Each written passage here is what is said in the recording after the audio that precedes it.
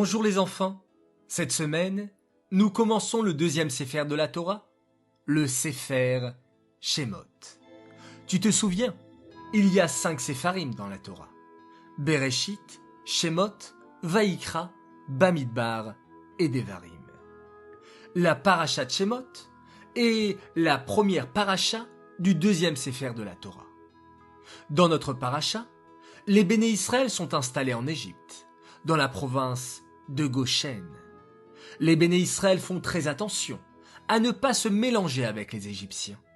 Ils gardaient leurs prénoms juifs, leurs vêtements juifs et la langue hébraïque. Grâce à Hachem, les Béné Israël devenaient de plus en plus nombreux et avaient beaucoup d'enfants. Il monta sur le trône un nouveau roi qui ne connaissait pas Yosef. Paro, le roi d'Égypte, a eu peur. Les Béné Israël sont trop nombreux. Il faut faire quelque chose. Réduisons-les en esclavage. Ainsi, ils auront moins d'enfants. Paro fit alors une annonce dans tout le pays. Peuple hébreu, l'Égypte a besoin de vous pour construire des villes et des pyramides. Vous serez très bien payés pour ces travaux. Mais c'était un piège.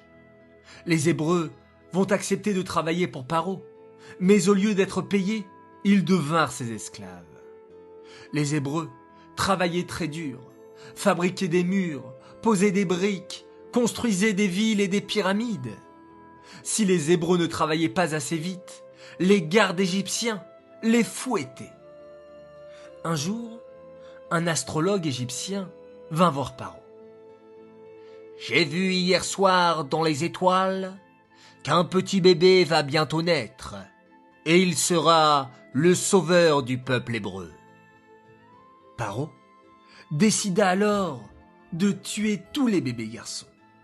Il appela 2 sages-femmes juives qui s'occupaient des bébés, Shifra et Poua, et il leur dit « Je vous ordonne de tuer tous les bébés garçons juifs, et les bébés filles, vous les laisserez vivre. » Mais courageusement, Shifra et Poua désobéirent à Paro.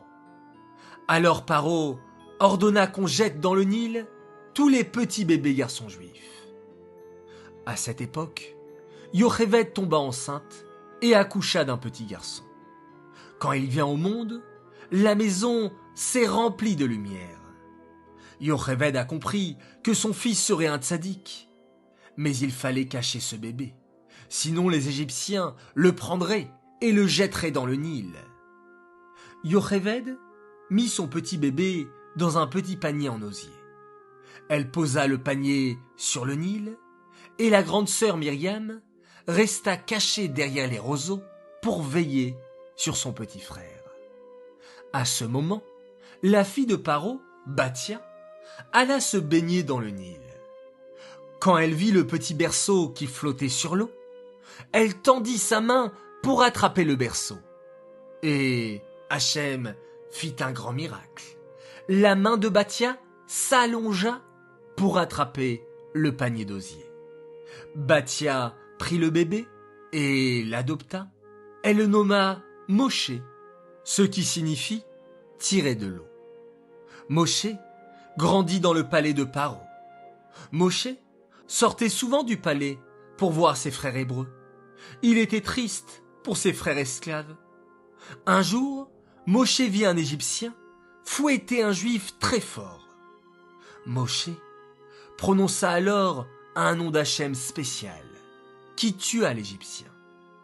Après cela, pour ne pas être puni par les Égyptiens, Moshe dut s'enfuir très loin, dans le pays de Midian, où il devint berger des troupeaux de Yitro. Il épousa sa fille Tzipora, qui lui donne 2 fils, Gershon et Eliezer. Pendant ce temps, les Béné Israël souffraient beaucoup en Égypte. Leur lamentation monta vers Hachem, qui entendit leurs craintes. Ainsi, alors que Moshe faisait paître les moutons de Yitro, son beau-père, dans le désert, il vit un buisson qui brûlait, mais qui ne se consumait pas. Moshe s'approcha et soudain, il entendit la voix d'Hachem qui lui parla. « Moshe, je t'ai choisi pour aller délivrer les béné Israël. Tu iras avec ton frère Aaron, et tu diras à Paro de laisser sortir mon peuple, le peuple hébreu. » Pour l'aider dans sa mission, Hachem donna à Moshe 2 signes pour impressionner Paro. S'il jettera son bâton par terre, il deviendra un serpent, et le serpent redeviendra un bâton s'il le saisira par la queue. Et le 2e signe, sa main deviendra blanche comme neige s'il la mettra sur sa poitrine, et elle redeviendra normale s'il la remettra sur sa poitrine. Moshe accepta sa mission et partit pour l'Égypte. Sur le chemin, il rencontra son frère Aaron qui était venu à sa rencontre.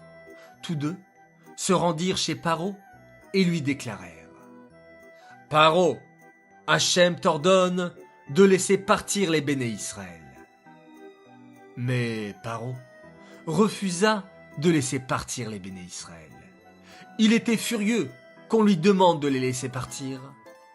Il rendit alors l'esclavage des Hébreux encore plus difficile. Voilà les enfants, j'espère que cette vidéo vous a plu. Je vous souhaite Shabbat Shalom.